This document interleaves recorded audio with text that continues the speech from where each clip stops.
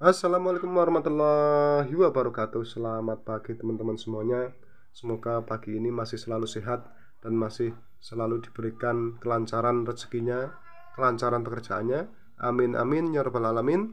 Nah, oke teman-teman semuanya, kali ini saya sedang berada di perkebunan pohon gaharu, di mana di tempat ini, di lokasi ini tertanam sekitar 800 pohon gaharu yang ditanam di area seluas kurang lebih 8.000 meter persegi teman-teman, dan usianya itu sekitar 15 tahun teman-teman. Semua pohon gaharu yang ada di sini itu adalah jenisnya green persegi teman-teman. Jadi nanti akan kita jelaskan kenapa semua pohon ini jenisnya green persegi, tidak ada malakensis, tidak ada mikrokarpa atau integra. Nah, nanti akan kita jelaskan teman-teman. Ini ada kaitannya dengan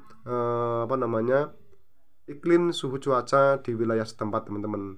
Sehingga buat teman-teman yang ingin menanam tanaman gaharu atau yang sedang punya rencana untuk menanam gaharu tapi masih ragu, masih mikir-mikir apakah nanti bisa hidup atau tidak. Nah, informasi ini sangat penting sekali buat teman-teman semuanya yang ingin memulai untuk budidaya tanaman gaharu, agar nantinya ke depan itu tidak ragu lagi, kemudian tidak takut lagi apakah akan hidup atau tidak, dan juga bisa meminimalisir tingkat kerugian begitu ya, dalam secara arti finansial begitu.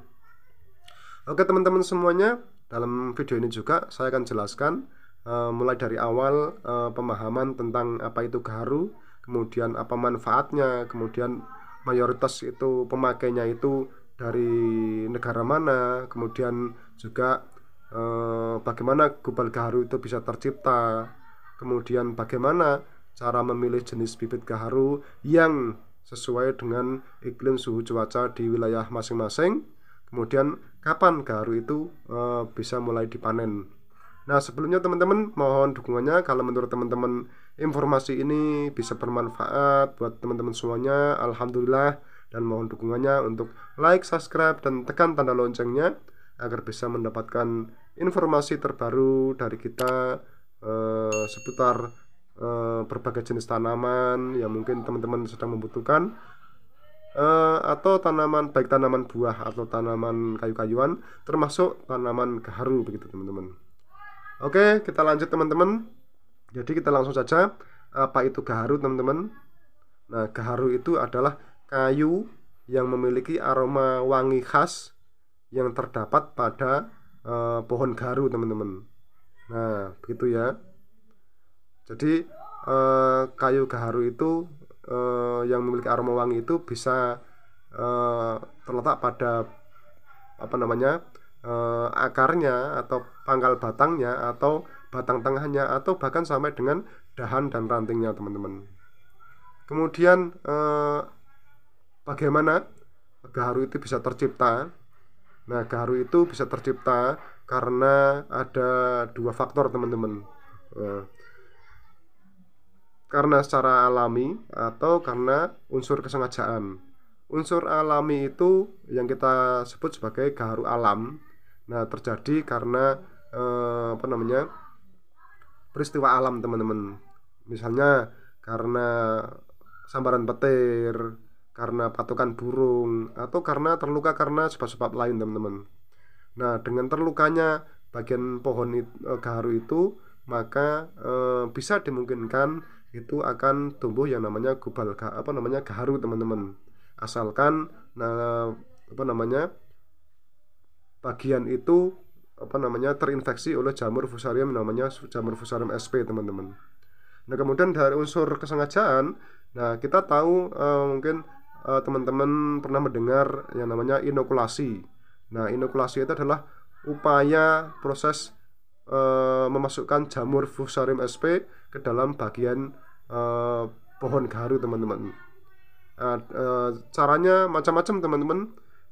Bisa dengan cara pakulisasi, yaitu menggunakan paku, bisa dengan pasak, yaitu dengan cara menancapkan stik begitu, stik bambu biasanya ke dalam bagian pohon, atau bisa juga dengan cara infus teman-teman.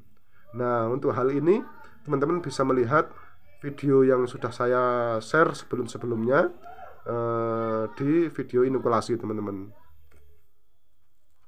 Nah, kemudian kalau misalkan dari inokulasi ini dia bisa menginfeksi dari serat-serat kayu dari pohon gaharu, maka bisa juga dipastikan akan tumbuh yang namanya gumpal gaharu teman-teman. Begitu ya.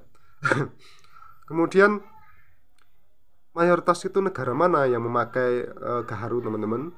Jadi mayoritas itu yang memakai adalah negara Arab teman-teman, seperti Arab Saudi, Yaman, Syria, kemudian eh, Mekah begitu ya, Kairo begitu. Nah, mereka rata-rata itu memakai gaharu itu untuk pewangi ruangan teman-teman. Nah, kemudian apa sih manfaat dari gaharu? Nah, gaharu itu bisa dimanfaatkan seperti untuk bahan dupa, kemudian untuk obat herbal, kemudian juga untuk pewangi ruangan seperti yang tadi saya sampaikan, kemudian juga untuk kerajinan. Nah, kerajinan itu seperti gelang gaharu, tasbih gaharu begitu ya teman-teman, atau tongkat gaharu, atau jenis-jenis kerajinan yang lain teman-teman. Nah, kemudian berapa sih harga jual gaharu itu teman-teman? Jadi di sini saya tekankan bahwa harga jual gaharu yang berasal dari gaharu alam dengan gaharu budidaya itu memang beda teman-teman ya. Nah, harganya itu berkisar antara 5.000 sampai dengan puluhan juta teman-teman. Nah, saya tidak akan menyampaikan berapa secara spesifiknya harga gaharu, karena ada yang lebih paham masalah hal ini, yang menguasai pasar terhadap harga-harga gaharu teman-teman.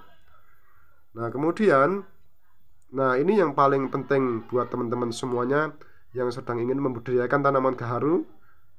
Kita harus bisa menyesuaikan dengan situasi kondisi, kemudian cuaca, iklim, suhu di wilayah masing-masing teman-teman. Jadi misalkan kalau teman-teman itu berada atau tinggal berdomisili di wilayah Jawa, maka green up Verstegi itu memang lebih cocok dibudidayakan di wilayah Jawa teman-teman, dibanding dengan jenis yang lain begitu ya. Karena fakta-fakta itu sudah memang sudah ada di lapangan bahwa rata-rata jenis green Verstegi ini lebih mudah beradaptasi, lebih mudah berkembang, lebih mudah tumbuh di suhu iklim cuaca di wilayah Jawa teman-teman. Tapi meskipun demikian, kita kembali ke diri kita masing-masing begitu. Kalau tetap ingin menanam jenis Malakensis, Carpa, Integra, atau jenis yang lainnya, dipersilahkan teman-teman. Ini hanya sebagai sekedar informasi saja teman-teman.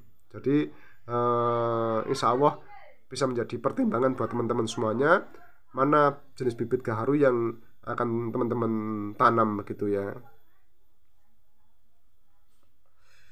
Nah, kemudian teman-teman, terkait dengan masa panen gaharu itu kapan? Pohon gaharu itu bisa dipanen kapan saja teman-teman. Dalam arti kutip, setelah dilakukan upaya inokulasi teman-teman. Jadi ketika inokulasi itu sudah dilakukan, kemudian dicek itu ternyata sudah ada gumpal gaharunya, sudah tumbuh gumpal gaharunya begitu. Nah, kita bisa menunggu selang waktu itu kira-kira 3 bulan teman-teman untuk melakukan pengecekan pertama. Nah, ketika 3 bulan setelah inokulasi itu bisa terlihat atau tampak terlihat gumpal gaharunya berwarna hitam atau berwarna kecoklat-coklatan, maka itu sudah tumbuh yang namanya gumpal gaharu. Tapi hanya saja teman-teman, jadi kunci untuk meningkatkan grade gumpal gaharu itu adalah semakin lama pohon gaharu itu semakin dibiarkan hidup, maka akan semakin keras, akan semakin wangi gitu ya. Nah, semakin keras dan juga semakin wangi, maka gumpal gaharu itu semakin mahal begitu. Nah, artinya semakin gumpal gaharu semakin tua, maka akan semakin bagus, dan ketika semakin bagus maka juga akan semakin mahal harganya teman-teman. Nah, kira-kira seperti itu teman-teman. Nah, silakan buat teman-teman semuanya, semua kembali ke kita masing-masing. Yakin ingin budidaya tanaman gaharu, ya kita persilahkan. Tidak atau ragu, ya tanam jenis yang lain teman-teman. Nah, nanti akan kita jelaskan yang lain-lainnya teman-teman di video-video berikutnya. Terima kasih. Sampai jumpa lagi. Wassalamualaikum warahmatullahi wabarakatuh.